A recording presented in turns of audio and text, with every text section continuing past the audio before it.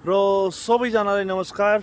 आजको भिडियोमा विशेष गरी हजुरहरूको लागि मैले स्मार्ट नेपियर घाँस चाहिँ कसरी लगाउने र यो घाँस लगाउँदै गर्दाखेरि कस्ता कस्ता कुराहरूमा चाहिँ ध्यान दिनुपर्छ भनेर त्यसको बारेमा जानकारी दिँदैछु। अब अहिले चाहिँ असार साउनको महिना चाहिँ चलिरहेको छ। यो घाँस विशेष गरी जुनसुकै महिनामा पनि लगाउन सक्छौँ, किनकि यो घाँस जरासँग चाहिँ एभाइलेबल हुने गर्छ र यसलाई डर्फ नेपियर पनि भनेर भन्ने गरिन्छ, जुन चाहिँ हेर्न सक्नुहुन्छ एकदम गुजुम्ब जस्तो भइसकेको छ यहाँ। र यसको बारेमा जानकारी दिँदैछु। तपाईँहरू यो च्यानलमा पहिलोपटक हुनुहुन्छ भने प्लिज सब्सक्राइब गर्न चाहिँ नबिर्सिनु होला। आउने दिनहरूमा यस्तै भिडियो लिएर आउनेछु र हजुरहरूको सब्सक्राइब भनेकै मेरो लागि चाहिँ मोटिभेसन हो। जुन यो एरियामा चाहिँ हामीले यो घाँस अझ बढाइरहेका छौँ र अब चाहिँ हामी त्यतातिर जान्छौँ है त।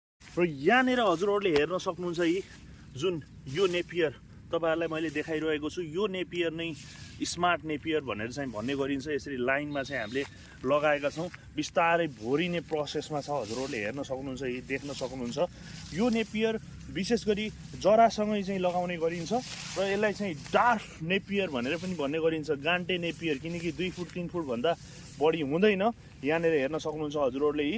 र यही नेपियर हामीले यतापट्टि चाहिँ लगाइरहेका छौँ, यी देख्न सक्नुहुन्छ। जस्तो यो लगाउँदै गर्दाखेरि चाहिँ के कुरामा ध्यान दिनुपर्छ भन्दाखेरि यो लाइनदेखि त्यो लाइनको दूरी भनेको करिब करिब हामीले 2 फुट जति चाहिँ राखेका छौँ, हेर्न सक्नुहुन्छ यी। र एउटा नेपियरदेखि अर्को नेपियरसम्मको दूरी जुन हजुरहरूले यहाँ हेर्न सक्नुहुन्छ, यो नेपियरको दूरी भनेको 1 फुट जति चाहिँ हामीले राखेका छौँ। यहाँनिर मैले तपाईँहरूलाई देखाइरहेको छु कसरी लगाएका छौँ, के छ यसको डिस्टेन्स कति जति छ भनेर। जुन लाइनमै चाहिँ लगाएको मैले हजुरहरूलाई देखाउन खोजिरहेको छु। यी हेर्न सक्नुहुन्छ, सामान्य चाहिँ एकदम सामान्य मेथडबाट चाहिँ लगाइरहेका छौँ। र यता पनि देख्न सक्नुहुन्छ यी यो एकदमै छिटो चाहिँ गाँजिने गर्छ यो घाँस, एकदमै छिटो। र बङ्गुरहरूको लागि र माछाहरूको लागि पनि एकदम उत्तम भनेर भन्ने गरिन्छ। यहाँनिर देख्न सक्नुहुन्छ यी ठ्याक्कै लगभग हामीले चाहिँ एउटा यहाँ लगाएका छौँ।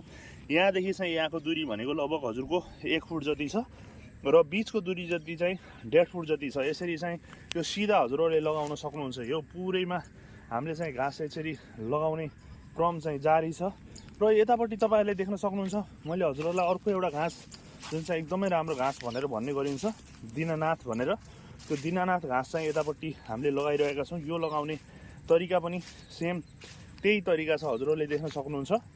र यो लगाउँदै गर्दाखेरि चाहिँ मैले यसको चाहिँ रिजल्ट एकदमै राम्रो चाहिँ पाएको छु। यो दिनानाथ घाँसको बाख्राहरूले पनि अत्याधिक यसलाई चाहिँ मन पार्ने।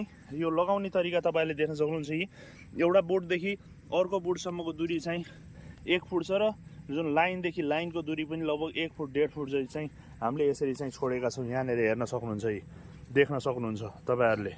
र अब जुन यो दिनानाथ घाँस भनेको यतापट्टि हजुरहरूले देख्न सक्नुहुन्छ यी एकदमै झ्याम्मिने, यहाँनिर देख्न सक्नुहुन्छ यी यस्तो मजाले लगभग 1 मिटर 1.5 मिटर जति हुने र यति मजाले चाहिँ यो झ्याम्मिने गर्छ यी हजुरहरूले देख्न सक्नुहुन्छ। र अर्को जस्तो लगाउँदै गर्दा हामीले सजिलैसँग चाहिँ यसलाई उखालेर अर्को ठाउँमा चाहिँ लगाउन सक्छौँ। जरैसित यसरी चाहिँ जरैसित चाहिँ एभाइलेबल हुन्छ यो घाँस, 100% सर्ने गर्छ यो घाँस।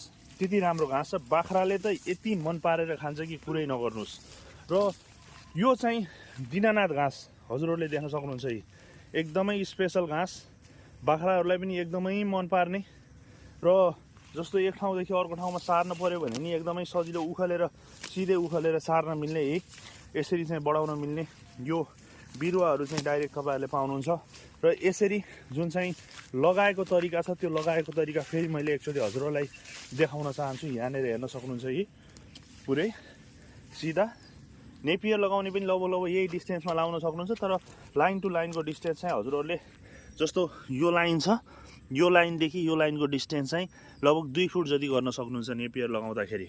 र यो स्मार्ट नेपियर अनि त्यसपछि यो दिनानाथ यो एकदम बाक्लो हुने भएको कारणले गर्दाखेरि यसरी चाहिँ लगाउनु भयो भने एकदमै उपयुक्त हुने गर्छ, जुन चाहिँ हामीले हजुरहरूलाई चाहिँ अब एकदम धेरैभन्दा धेरै मात्रामा चाहिँ प्रोभाइड गर्न सक्छौँ। र त्यसै गरी अर्को मैले ठ्याक्कै यो देखाउँदै गर्दाखेरि हजुरहरूलाई यहाँनिर देखाउन चाहिँ बङ्गलादेशी हाफ रेड भनेर भन्ने गरिन्छ, एकदमै मुलायम, यी हेर्न सक्नुहुन्छ एकदमै मुलायम, यी कलकलाउँदो पात गरेको, यी मक्का क्रस सक्का क्रस जस्तै हुन्छ, तर एकदमै खतरा हुन्छ। यो हेर्न सक्नुहुन्छ यी कति राम्रो साइजमा चाहिँ यो हरियाली भएर बढेको छ। यो बङ्गलादेशी हाफ रेड भनेर भन्ने गर्छ, यो पनि लगभग तयारी अवस्थामा चाहिँ छ, यहाँनिर देख्न सक्नुहुन्छ। यसरी चाहिँ हामीले विशेष गरी यो घाँस खेती चाहिँ हामीले यसरी बढाइरहेका छौँ र यो चाहिँ गाई भैँसी बाख्रा सबै चिजहरूलाई चाहिँ हामीले सजिलैसँग चाहिँ खुवाउन मिल्छ, दिन मिल्छ। माछाहरूको लागि पनि हामीले यो दिन मिल्छ है त। हेर्न सक्नुहुन्छ।